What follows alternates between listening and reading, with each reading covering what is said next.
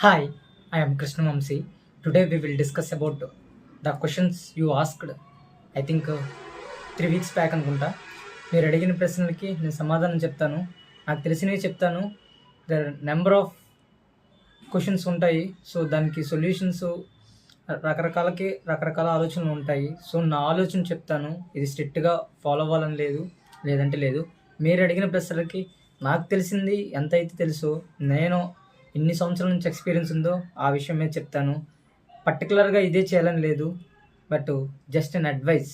Okay, free of cost advice. Use చేసుకున్నంత వరకు use చేసుకోండి. దానికంటే ముందు చిన్న లైక్ చేయండి.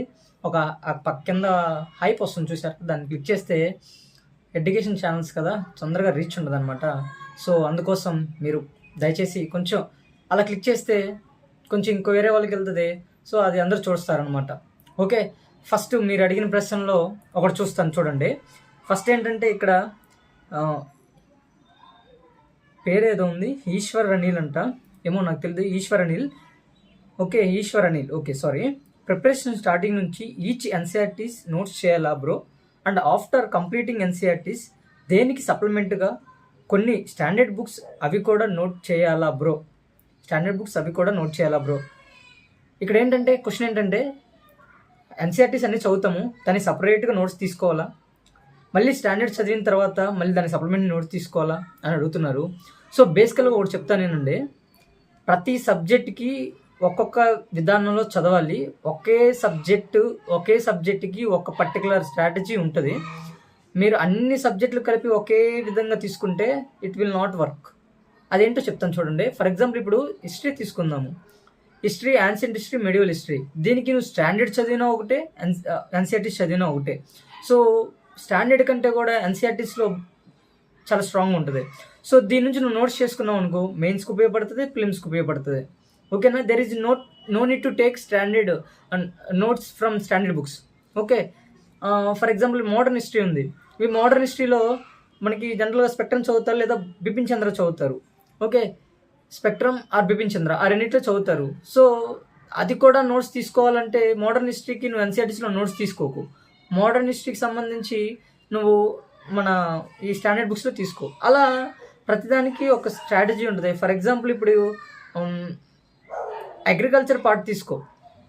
అగ్రికల్చర్ పార్ట్కి నువ్వు NCERTs for example Geography part తీసుకుందాం.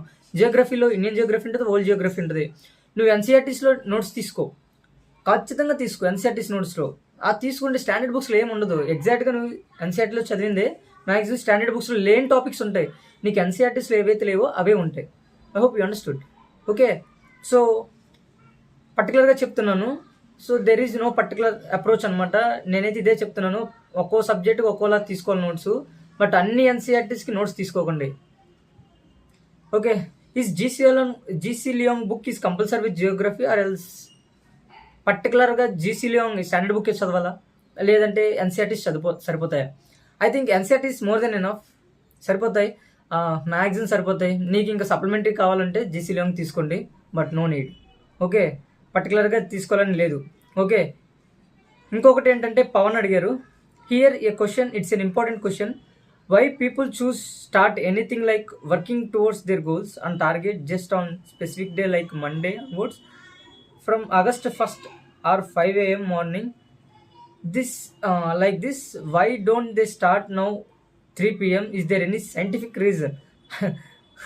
అచ్చా, there is a nice question. మనకి ఇప్పుడు జనరల్గా ఒక స్టార్ట్ చేయాలంటే మనం పర్టికులర్గా ఏం చూస్ చేస్తుందో 1st తారీఖు, లేదంటే కరెక్ట్గా 9ంటికి స్టార్ట్ చేయాలనుకుంటే రేపు 1st తారీఖు 9 గంటలకు స్టార్ట్ చేయాలి అని అనుకుంటారు. సో ఈ బ్రో ఏమడుగుతున్నారంటే, ఇప్పుడు టైం ఎంత అయింది? 4 అయింది. సో 4కి ఎందుకు తీసుకోకూడదు? Asking there is specific reason. మా మైండ్ దీనికి రీజన్ చెప్పంటున్నారు. దీనికి మైండ్ మనకి ఒక రకమైన రీతిలో ఉంటుంది. అంటే మనకి బాడీ మనం ట్రైన్ చేసాం, ప్రోగ్రామ్ చేసాం ఆ టైంకి తీసుకోవాలని. There is no scientific reason అనమాట. అంటే మన బ్రెయిన్ మనల్ని ఎప్పుడు తెలిసిందే కదా, లాగేస్తుంటుంది. ఓకేనా? చదివేటప్పుడు నిద్ర రాటాలు, నిల్చున్నప్పుడు కూర్చోవాలనిపిస్తుంది, కూర్చోవాల్సినప్పుడు నిల్చోవాలనిపిస్తుంది. ఈ రకమైన అంటే రెండు చదవాలనిపించినప్పుడు చదవబుద్ధి కాదన్నప్పుడు చదవాలనిపిస్తుంది. సో దట్ కైండ్ ఆఫ్ ఈ రకమైన డిఫరెన్స్ ఉంటాయి. సో నాకు తెలియదు పర్టికులర్గా, బట్ నా ఐడియా చెప్తున్నాను. Next GS3 approach and preparation strategy. GS3 preparation and approach strategy simple. I think 5 subjects ఉంటాయి అనుకుంటా. Science and technology, disaster management, okay, economy means some parts economy, agriculture, and another thing is internal security. Is there anything miss? Okay, these are 5 subjects I think. Economy, in economy agriculture is part there, disaster management, and science and technology, internal security. 5 subjects I think. If there any subject I missed, okay, you can tell in the comment. 5 subjects అన్న. పర్టికులర్గా ఇది most difficult paper in all GS papers అనమాట. పర్టికులర్గా చాలా facts చాలా రకమైన ఉంటాయి. So దీంట్లో స్ట్రాంగెస్ట్ పాయింట్ ఎత్తుక్కొని చేసేసుకోండి. Agriculture part most maximum half of the paper agriculture part ఉంటుంది. అంటే ఆల్మోస్ట్ 35 to 40% ఉంటాయి అగ్రికల్చర్ పార్ట్. స్ట్రెంత్ చేసుకుంటే సరిపోద్ది. నెక్స్ట్ ఇంటర్నల్ సెక్యూరిటీ కూడా బాగుంటుంది. ఎకానమీకి వచ్చేసరికి చాలా 2 ఫ్యాక్ట్స్ రాయాల్సి ఉంటుంది, చాలా రకమైన ఫ్యాక్ట్స్ రాయాల్సి ఉంటుంది. బట్ నా అప్రోచ్ అయితే సింపుల్, ప్రయారిటైజ్ చేసేసుకుంటా. ఫర్ ఎగ్జాంపుల్ ఇప్పుడు disaster management, environment, okay, disaster management, environment 2 కంబైన్డ్గా ఉంటాయి. ఓకే, మ్యాక్సిమం అటు ఇటు Geography, disaster management and environment ఈ 3 కలిపి కొట్టేసుకోవచ్చు. బట్ చాలా కష్టం అనమాట. ఈ ఎన్విరాన్మెంట్ అనేది మెయిన్స్లో అదో అంటే అప్పటికప్పుడు జరిగిన ఇనిషియేటివ్స్ ఉంటాయి కదా, కాప్ మీటింగ్స్ ఉంటాయి, సో అవి రాయమంటారు. సో సమ్ ఇష్యూస్ ఉంటాయి. దానికంటే నువ్వు అగ్రికల్చర్ ఎక్కువగా అంటే ఎకానమీలో అగ్రికల్చర్ పెట్టుకొని ఇంటర్నల్ సెక్యూరిటీని దెన్ 2వ ప్రయారిటీస్ చేసుకొని 3వ ప్రయారిటీ కింద ఇంకో సబ్జెక్ట్, అలా నా ప్రయారిటీస్ చెప్తున్నాను, అలా ప్రయారిటైజ్ చేసేసుకోండి. So it is impossible to study everything on the subject on GS paper because so much of content is there. Okay, next how to make notes bro please. Video చేశాను bro already, ఇది ఎవరు మనోహర్ అడిగారు. Okay, next how to start preparation from where we start our UPSC. I think మన వాళ్ళు efforts పెట్టరు. Already video చేసి ఉంటాయి, చూడండి, నాదో ఎవరిదో చూడండి. రిలవెంట్గా ఉండే క్వశ్చన్స్ వేశారనుకోండి ఆన్సర్ కరెక్ట్గా చెప్తారు. హౌ టు ప్రిపరేషన్ అనేది అసలు బ్రాడ్ క్వశ్చన్ అడిగేస్తే రీజన్స్ ఉండవు అంటే చెప్పడానికి ఏమి ఉండదు. ఎవరో ఒకరు వీడియో చూసినా, నాటి వీడియో చూసినా, చాలామంది వీడియోస్ చేసి ఉంటారు, ఖచ్చితంగా చూడండి. Is NCERT terminology enough for answer writing? Of course not, చాలా ఉన్నాయి. ఓకే, అంటే NCERT టెర్మినాలజీ సరిపోతాయంటే సరిపోవు. దెర్ నీడ్ టు చాలా తెలుసుకోవాల్సి ఉంటుంది, చాలా మగ్గప్ చేయాలి, చాలా బైహార్ట్ చేయాలి, చాలా కాన్సెప్ట్ తెలియాలి. NCERT చదివితే ఎలా సరిపోద్ది? NCERT just basics for us, but there are current రిలేటెడ్నా, there are so many things are there. మనం ఇంటర్ కనెక్షన్స్ చాలా చేసుకోవాల్సి ఉంటుంది. సో అబ్జల్యూట్గా NCERT అనేది సరిపోవు. మీరు అలా అనుకుంటే నేను ఏం చేయలేను, బట్ నా ఒపీనియన్ ఇది కూడా. ఓకే బ్రో, అసలు సోషియాలజీకి బుక్ లిస్ట్ ఏంటి? నితిన్ సింగ్వాన్ తీసుకున్న అసలు ఏం అర్థం కావడం లేదు బుక్ చదువుతుంటే. దానిలో ఒకటి చాలా కాంప్లెక్స్గా ఉన్నాయి. ప్రణయ్ అగర్వాల్ క్లాస్ విని నోట్స్ రాసుకుంటే సరిపోద్దా? అఫ్కోర్స్ నీ ఒకటి జనరల్గా ఏంటంటే ఫస్ట్ ఒక క్లాస్ అర్థం అవ్వాలంటే నేను ఫాలో అప్రోచ్ చెప్తున్నాను.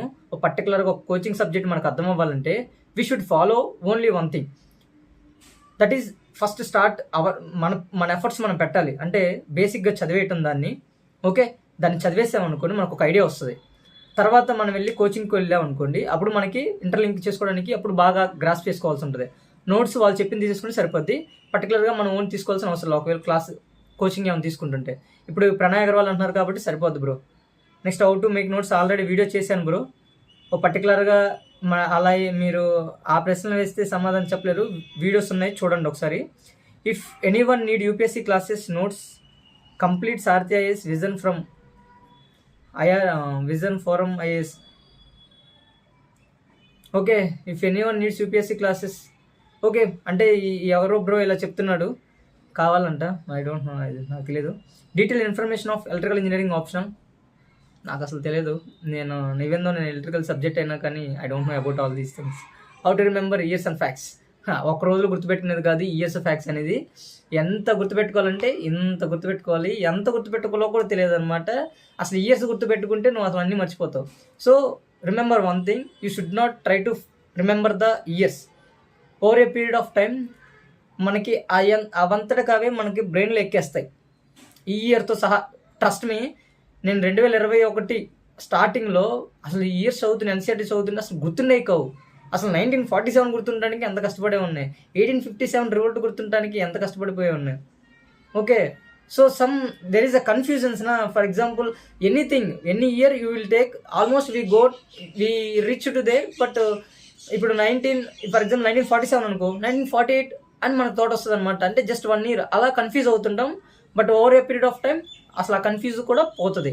ట్రస్ట్ మీ, ప్రతి ఇయర్ గుర్తుంటుంది. అసలు ఏది మర్చిపోవడానికి ఉండదు. ఇది నెంబర్ ఆఫ్ టైమ్స్ ప్రాక్టీస్ చేస్తూ చేస్తూ చేస్తూ చేస్తూ అప్పుడు బిల్ట్ అవుద్ది, ఒకేసారి బిల్ట్ అవ్వదు. సో కంగారు పడాల్సిన అవసరం లేదు. మీ క్వశ్చన్స్ నన్ను అడిగిన వాళ్ళకి ఇచ్చేసిన సమాధానం. మీరు ఎవరైతే ఇంకా క్వశ్చన్స్ వేయాలనుకుంటున్నారో కామెంట్ సెక్షన్లో వేయండి. అఫ్కోర్స్ తమ్నేల్ అనేది మళ్ళీ చెప్తున్నాను, తమ్నేల్ అనేది ఎప్పుడుదో పాద్ది. సో మళ్ళీ టైం లేక దొరక్క నేను అలా పెట్టేశాను. So I hope you understand my views. Okay, thank you so much for watching. Any questions ఉంటే కామెంట్ సెక్షన్లో అడగండి. Thank you so much for watching.